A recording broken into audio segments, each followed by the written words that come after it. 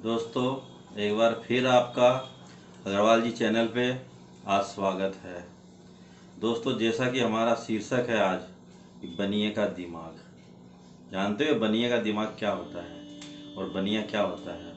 ये जितनी भी हमारे भारत के अंदर अग्रवाल, महेश्वरी, जैन, वैष्णव, इस तरह की जो जातियाँ होती है, जनरली इन सबको मिक्स करके बोला जाता है बनिया।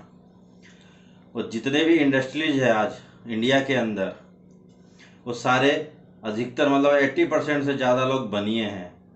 जैसे टाटा, बिरला, मोदी, बजाज, जेके, लक्ष्मी मित्तल, जो वर्ल्ड का 50% का आयरन किंग है, ये सारे लोग बनिए होते हैं। अब आपको मैं एक उदाहरण के तौर पे बताना चाहता हूँ कि बनिया का दिमाग कैसा होता है। एक जूते बनाने की कंपनी थी। उसने अपने एक मैनेजर को विदेश भेजा और बोला वहाँ जाके मालूम करके आओ उस देश के अंदर कि अंदर अपन वहाँ पे अगर बिजनेस चालू करें तो महीने में कितना माल बेच सकते हैं। वो मैनेजर वहाँ गया और वहाँ जाके 1-2 दिन में अपना इन्वेस्टिगेशन किया और उन्होंने वहाँ से फ़ोन पे बोला अपने बॉस को कि सर, आपको किसी ने गलत सूचना दे दी है। यहाँ पर तो इस देश में तो एक जोड़ी भी जूते की नहीं बिक पाएगी।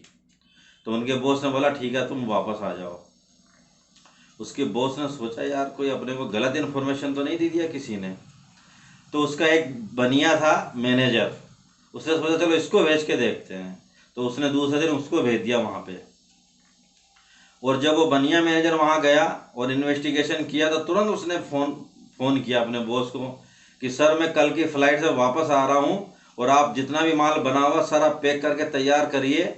और यहाँ तो थोड़े ही दिनों के अंदर इतना माल बिकने लग जाएगा कि अपन दे नहीं पाएंगे, अपने को 3-4 फैक्ट्रियाँ और लगानी पड़ेगी। उनके बॉस की हालत खराब। बोला एक मैनेजर तो बोल रहा है एक जोड़ी भी जूतों की नहीं बिकेगी। ये बनिया मैनेजर वहाँ गया तो बोलता कि अपन माल नहीं दे पाएंगे, इतना माल बिकेगा। बोला ठीक है, तुम वापस आके मुझे डिटेल बताओ। तो पहला मैनेजर था, उससे पूछा हाँ भाई बोलो आपकी रिपोर्ट किस तरह से क्या है। उसने बोला सर, उस देश के अंदर कोई भी व्यक्ति जूते पहनता ही नहीं है, तो हम माल बेचेंगे किसको। बोला हाँ ये बात तो सही है, फिर बेचेंगे किसको। फिर बनिए को बुलाया, जो मैनेजर था उनका, बोला हाँ भाई तू बोल। बोला सर, यही तो सबसे बड़ा प्लस पॉइंट है कि उस देश के अंदर कोई भी जूते पहनता नहीं है। हम 2-4 शहरों के अंदर 200-400 जोड़े जूते के फ्री सैम्पलिंग में बांट देंगे। लोगों को उसके फ़ायदे बताएंगे कि जूते पहनने से क्या फ़ायदा होता है। धीरे धीरे भेड़ चाल चालू होएगी, पूरा देश जूते पहनने लग जाएगा। सोचिए कितने जूते वहाँ बिकेंगे। अपन किसी को दे नहीं पाएंगे, इतनी फैक्ट्रियाँ लगानी पड़ जाएगी अपने को, क्योंकि उस समय अपनी इकलौती ही कंपनी वहाँ पे रहेगी। यानी बनिए का जो दिमाग ऐसा होता है कि नेगेटिव को भी पॉजिटिव में चेंज कर देता है। यही बनिए का दिमाग है। अब आप एक छोटा सा उदाहरण और दे के बताता हूँ मैं आपको, उसमें आपको भी इंटरेस्ट आएगा। एक बनिया था और एक उसका दोस्त था। वो दोनों जने अपने शहर के आउटर में जो एक खेत थे वहाँ पे आम खरीदने गए। उन दोनों के पास में 3-3 बैग थे और हर बैग में 30-30 आम ही आ सकता था। इसलिए दोनों ने 90-90 आम खरीद लिए और उस बगीचे वाले को पैसे दे दिए। लेकिन जब वो वापस आने लगे तो उस गांव के और उनके घर के बीच में 30 टोल नाके पड़ते थे और 30 टोल नाके पे पैसे नहीं देना पड़ता था। वहाँ पे एक नियम था कि भाई आपके पास जितने थैले हैं उतने आम हमें दे दो या उतनी चीज़ हमें दे दो जो भी उसके अंदर है।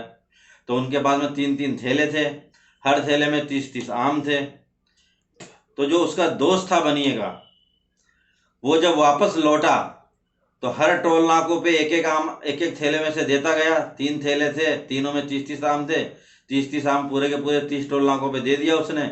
घर पहुंचा तो उसके पास खाली थैला बचा हाथ में। लेकिन बनिए जो था वो रास्ते में अपना दिमाग लगाता हुआ आ रहा था और घर वो कुछ आम बचा के ले गया।